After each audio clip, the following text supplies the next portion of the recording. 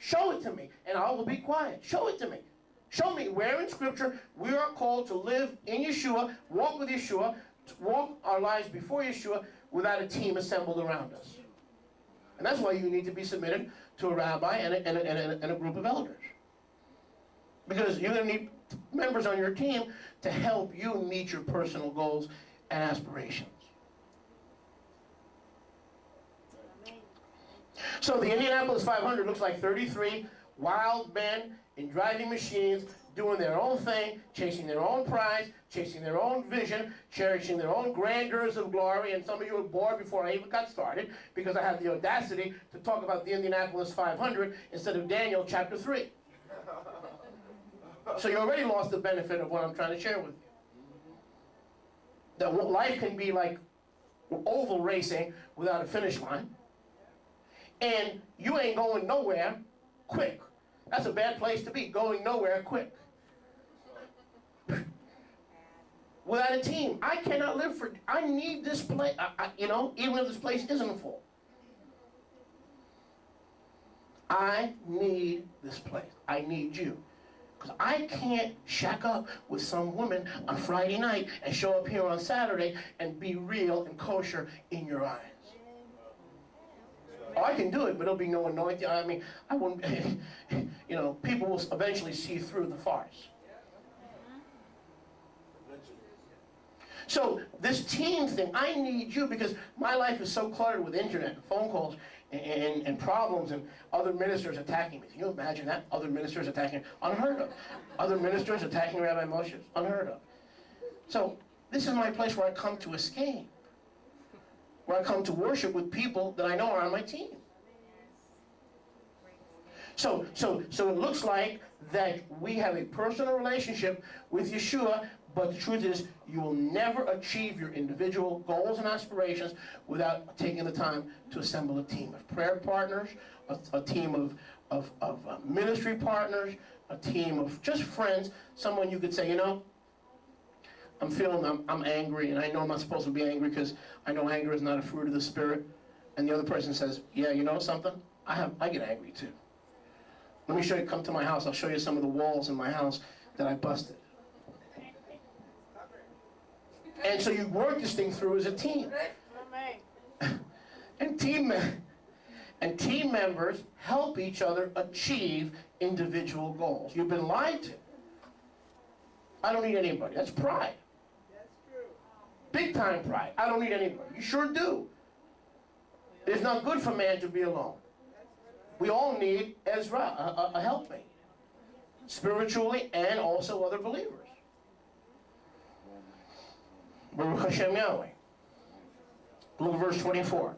Run in such a way to obtain it. So, Rabbi, how do I overcome the depression, the anger, the despondency?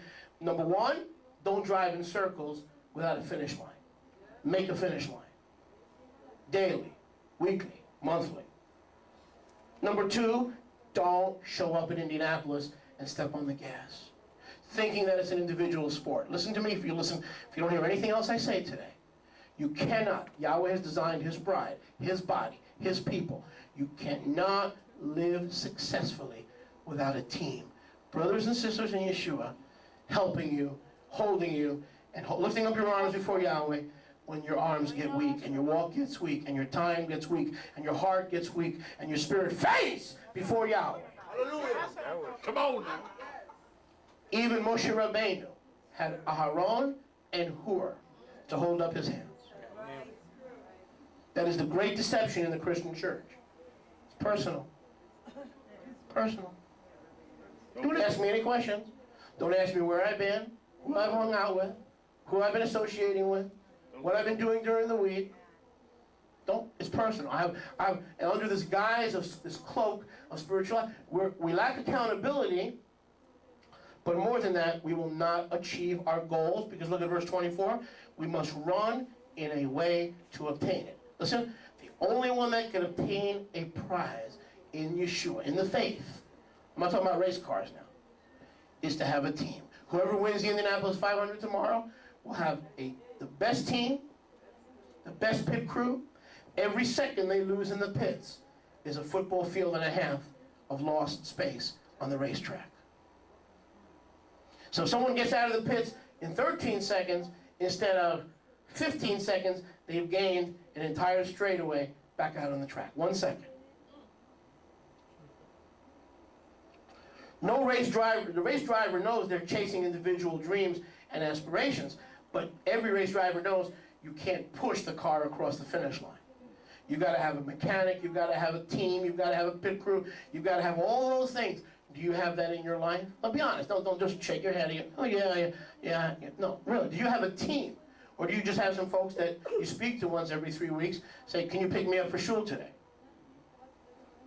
That's not a team. A team is someone who will get dirty with you, who'll work with you towards your goals, who'll pray with you, who'll be there with you. And not just one other person, but a team of individuals. Baruch Hashem Yahweh. Baruch Hashem Yahweh. Without a visionary team, listen, of like-minded people, a driver cannot win at Indianapolis. Go with me to 1 Corinthians 1:10. 1 Corinthians 1:10. And isn't that deceiving, brothers and sisters? Doesn't auto racing look like an individual sport? Yep. That is the biggest, because in football you see all 11 players. In baseball you see all 9 players. But in auto racing, all you see is the guy that gets his face on the Borg Warner Trophy and drinks the historic swig of milk, emblematic of victory in the Indianapolis 500. So that guy gets all the glory and all the adulation. What you don't see is the month of May. How many know that the Indianapolis 500, listen, is the only race in the world, which is why it's the greatest race, that takes an entire month to run. Every other race, you show up, you qualify on Friday, run on Sunday, you go home. Next week, next race. Indianapolis, they come May 5th, they stay the entire month of May. Practice, tuning, fine-tuning, teamwork, pit practice. That's the only sporting event, a single-day sporting event in the world that takes an entire month to run. Can you imagine the preparation and the teamwork? And the great deception is we can do it alone. We can't. And boy, that's hitting home this weekend when Rebbe and Rivka is away. I mean, it's pitiful. I'm living pitifully. Yesterday was the slowest day in a long time. Not because she's perfect and I'm perfect. And I mean, being single in a big house, you know, and I understand where some of you guys are coming from. It's not easy. You know why? Because not only you got to clean the cage, you got to walk the dogs, you got to do the garbage, and you got to do the dishes. And there's no one there to show up to do your drawers either. So here I am thinking I'm hotshot Rabbi Moshe and I'm doing everything. And then after a while I said, screw it, I ain't doing nothing. And then things get worse.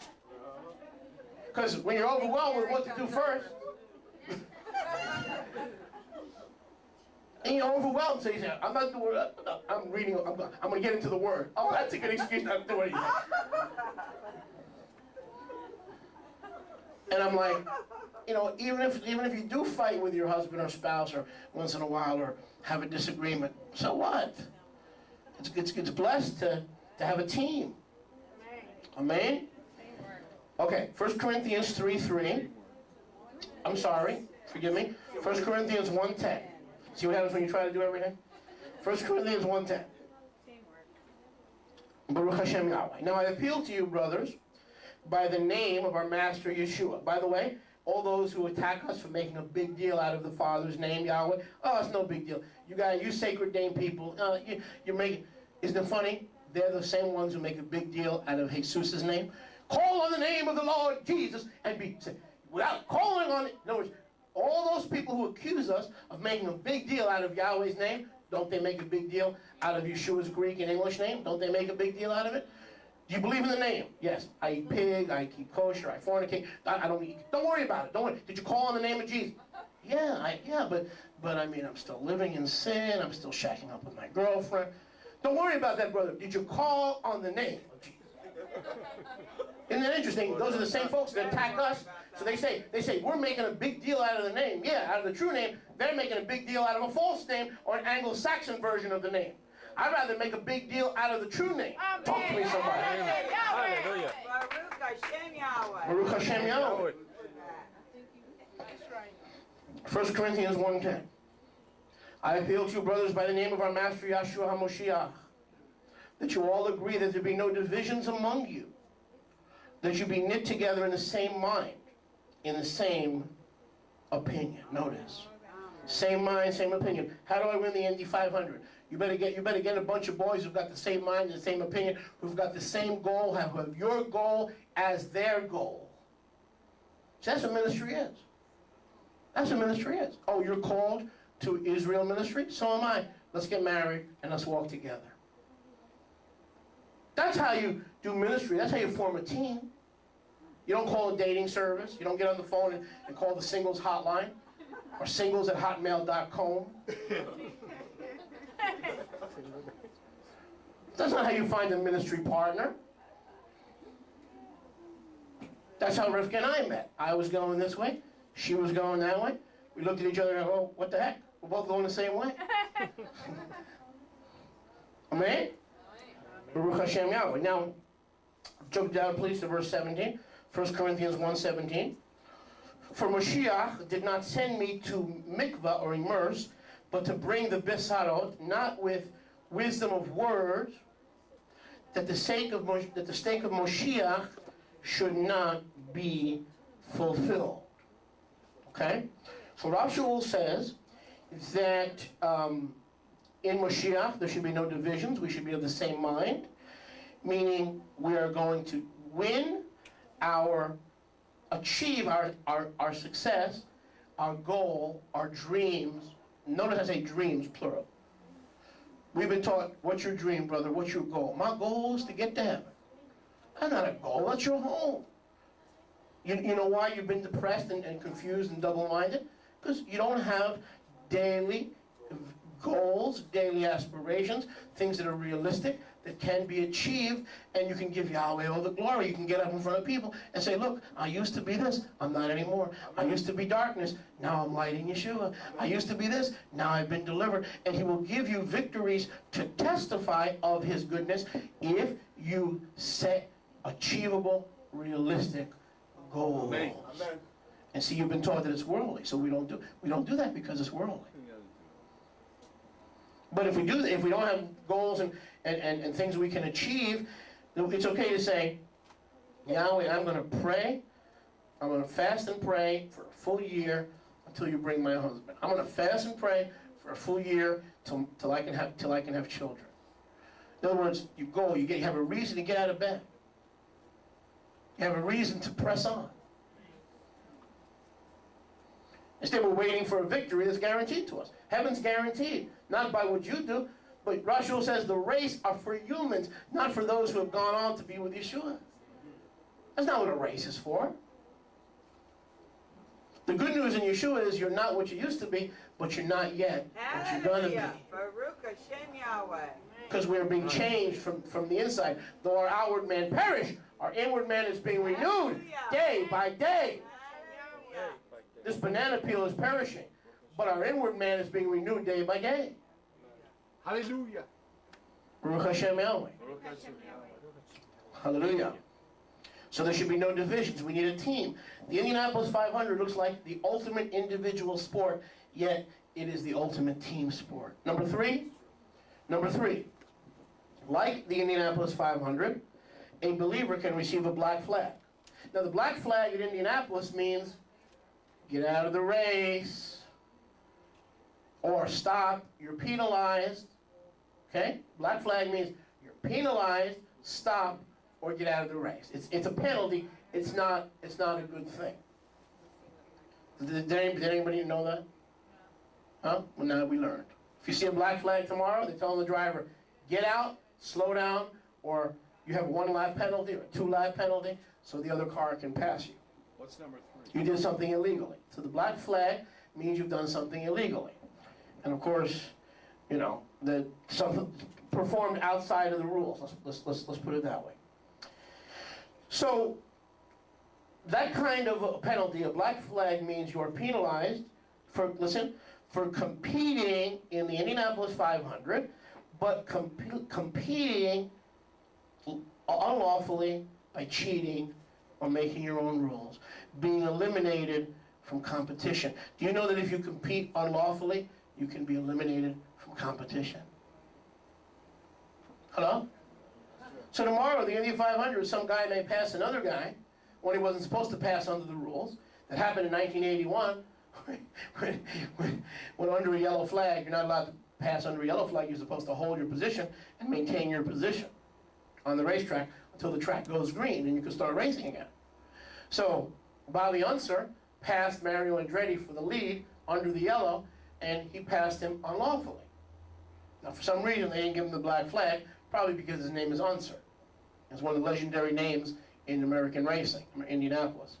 But anyway, so the point is, you're supposed to be penalized through the waving of a black flag, because that means you cheated or made your own rules. Now go back with me to 1 Corinthians 9. Does anyone enjoy? Hallelujah. Does anyone enjoy? What's number 3? 1 Corinthians 9.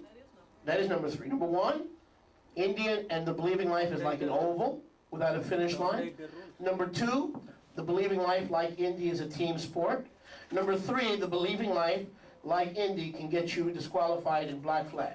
How many know that Messianic believers can receive a black flag? Oh, yeah. And some of you came out of a system of black flags.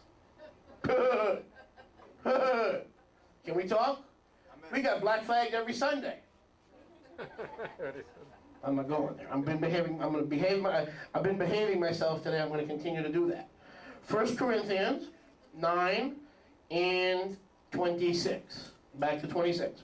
Therefore, I run. Notice, Rachel says, my finish line is not in heaven. My finish line is on earth. Can we be honest? Isn't that what we've been taught? Just believe in the Lord, and you'll get to heaven, and then you'll cross your finish line. Come on, and be honest. Talk to me. Isn't that what we've been taught? Yes. Nonsense. When you're like angels in heaven, you don't need a finish line. Human beings need goals and crowns and finish lines. Am I getting through to anybody? Yes. Am I preaching to the choir? Hello, choir. Look at verse 26. Therefore I run accordingly, not with uncertainty, thus I fight not as one who beats the air. You can be eliminated. Notice, where are we here? Verse 26. Yeah, I run accordingly. Now the King James is actually good in verse 26. Does anyone have a King James in verse 26? Yes. Could you read it to me, please? Who said yes? Huh? I can't see. Sherry? Yes. There you are. Verse 26. I therefore so run, not as uncertainly. So fight I, not as one that beateth the air. Thank you. Now read verse 25. And every man that striveth for the mastery is temperate in all things. Now they do it to obtain a corruptible crown, but we an incorruptible. Thank you. So verse 26, I run accordingly without uncertainty. So it says, I run accordingly. That means I run within the what? The rules, within the regulations, within the restrictions. Hello? Accordingly what? He runs lawfully or according to what? The rules. You can't just make up your own rules in the Indy 500. You can't start racing clockwise when everybody's going, counterclockwise and everybody's going clockwise. You can't you can't take 15 pit stops when you're only entitled to 10. You can't put 50 gallons in your race car of methanol when you're only allowed to have 40. You can't have a 15-inch wing on the car for downforce when you're only allowed to have 12. You got to run accordingly. According to what? According to the rules. Hello? So like an Indianapolis driver who makes, what happens to an Indianapolis driver who breaks the rules? Does it happen? Do Indy drivers try to make tanks that hold more gas, have wing adjustments that are higher off the ground, try to turbocharge an engine that's not supposed to be turbocharged? Sure, it happens all the time. Which by the way, before drivers qualify in Indianapolis, they go into what they call the tech line. Hello? The tech line, where they measure all the technical measurements before the car is even allowed to qualify.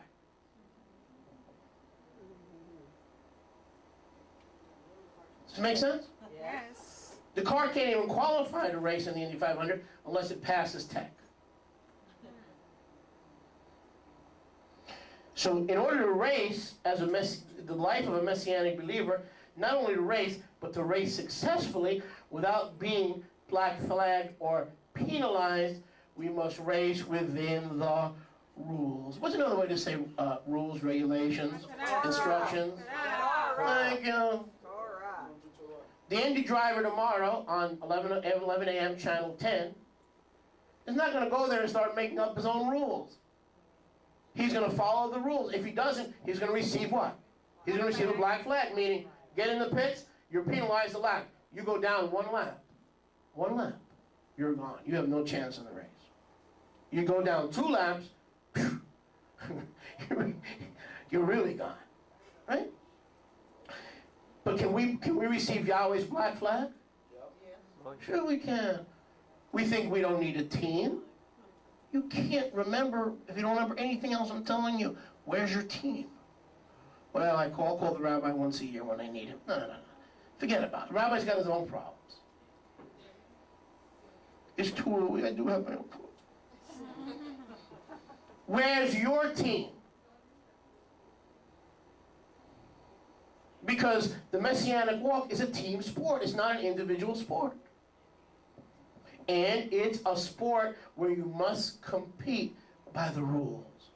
What does that mean? If you try to set goals and are not following the Torah, you are going nowhere fast, or all the 32 racers will be running clockwise, and you and your car will be running counterclockwise. Not only Yahweh is going to black flag you, he might just give you a boot into eternal damnation. It's getting quiet now. You got to race by the rules. And in the Messianic Israel walk, the rule book is, cameraman, wake up please. I want you to get a good close-up of the rule book. This is the Messianic Racing League rule book. Right here. Stay there. Don't move. Right there. Can you see that? Put the popcorn down. Right there. Now, somebody's going to cancel. No way. Right there is the rule book. If you try to run the Messianic Indy 500, you will be disqualified. And it won't be the chief steward, it'll be the chief shepherd. Hallelujah. That's right. What is the name of the chief shepherd and bishop of your soul? Messiah Yeshua. Don't think that Yeshua won't pull a black flag on you in your life. He will. And when we start running the race of the believer and think we don't need the rule book and make up our own rules, either we don't need the rule book or we make up our own rules, we call that what? Antinomianism. And like the Indy 500, Yahweh can wave that black flag at us. And what happens when Yahweh waves the black flag? We got to pull over and stop. And we get stopped in our goal, in our dream, in our vision, in our aspiration. We stop. We get stopped short. Are you with me? Yes. Baruch Hashem Yahweh. Number 4, I'm going to complete this message today. Is anyone enjoying? Yes. Baruch Hashem Yahweh. Baruch Hashem Yahweh. Speedway Guidelines. Number 4, there are 33 starters in the Indianapolis 500-mile race. How many? 11 rows of 33 starters. But out of the 33 starters, how many actually win the race? One person wins the race. Oh man. Now look at verse 27. A driver can only be focused on winning the race and bringing his discipline, his life, his ambitions, his daily passions under the subjection that it takes to achieve that goal. Hallelujah. Make sense? Yes. Now look at verse 27. Whatever they have to eat to get there, they'll eat. Whatever they have, how many miles they have to run to get there, they'll run. No matter how many practice laps they have to take, they'll practice. No matter how many days they have to get up at 4 o'clock in the morning to drive into victory lane. at the Indianapolis 500-mile race. They'll do whatever it takes. But in order to win the Indianapolis 500, they're going to have to engage in what? Write this down. What? Self-discipline. And that is the hardest. That's where most Messianic believers get knocked out of the box. Yep. Not just discipline, self-discipline. Yep. Not waiting for the pastor, the elder, the rabbi, whoever. It is self-discipline. Look at verse 27. This is Bob Schultz says, this is the way I race. This is the way I race. I treat my body severely. I make it my slave, so that when I proclaim to others, I myself may not be rejected. In order to win the Indianapolis 500, listen, and not be disqualified or rejected, an Indy 500 driver must make his body his slave. And that's what being a believer is all about. Is getting to that point where you can talk to your passions, to your weak spots, to your difficulties, to your shortcomings. Talk to it, override it, overcome it, and proclaim victory over it. Because an Indianapolis driver gets hungry. During the course of 500 miles, wouldn't you think he would get hungry? Does he get out of the car and get a tuna fish sandwich? What happens if the driver jumps out of right in the middle of the Indianapolis 500 and stops for a tuna fish sandwich? He lost the race. That's it. Look how many ways there are to lose. No team, no goals, running in circles, getting black flagged, or no self-discipline. What happens if an Indianapolis 500 driver has to go to the bathroom? See, in the shul we have it easy. We get up and go to the bathroom. That's real difficult. What are they doing? What are they doing? The $1,000,000 100. That's some serious stuff. Huh? People think they have a little pipe. There's no pipe. There's no pipe. You do a pit stop, you get out of the car, you lost a lap. Because you go to the restroom, by the time you get back, what do? They are so focused and so trained and so self-taught and so self-motivated and so self-focused that nothing, what they worked for a year, maybe 20 years, the victory and the swig of milk in Indianapolis will not be denied them. Now watch what Rob Shul says. And here, I'm going to be talking to a whole group of folks right here. So I'm not picking on anyone. Look at verse 27. I abuse my body to make it a slave. Do I believe in slavery? Absolutely. Not the kind that the white folks put on the black folks in the darkest chapter in this country. No, I'm not talking about that kind of slavery. I'm talking about the slavery of you having the Ruach HaKodesh and your willpower subject your passions, but the only way you can subject those passions is if the hunger for your goal is greater than the hunger to satisfy those passions. Amen. I want to go down, I want to be great in the kingdom of Yahweh. There's nothing wrong with desiring greatness. The road to greatness is service. He who wants to be great among you must be servant of all. Even as the Son of Man did not come to be served, but to serve. Amen. And give his life a ransom for many. I want to be great. There is nothing wrong with wanting to be great in the kingdom of Yahweh. Amen. But most people don't want to do what it takes to achieve greatness, which is cough it all up, and give it all up, sacrifice the husband, the deadbeat, the divorced one, the separated one, the children that you may never see, all that stuff, just to give it up, because the goal that Yahweh has put in your heart is so overriding. As it is written, the zeal of Yahweh hath consumed me. Yes, Amen. Preachers, leaders, we're not born with silver spoons in our mouth.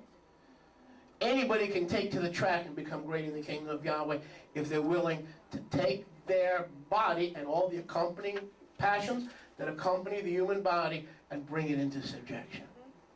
It's going to take everything. It's going to take every ounce of Ruach HaKodesh, and it's going to take every ounce of Torah, and it's going to take every ounce of vision. It's going to take every ounce of fortitude. It's going to take every ounce of internal determination to see the goal. When you achieve the goal, to either set a new goal on a new achievement or to renew the goal. So what does somebody do if they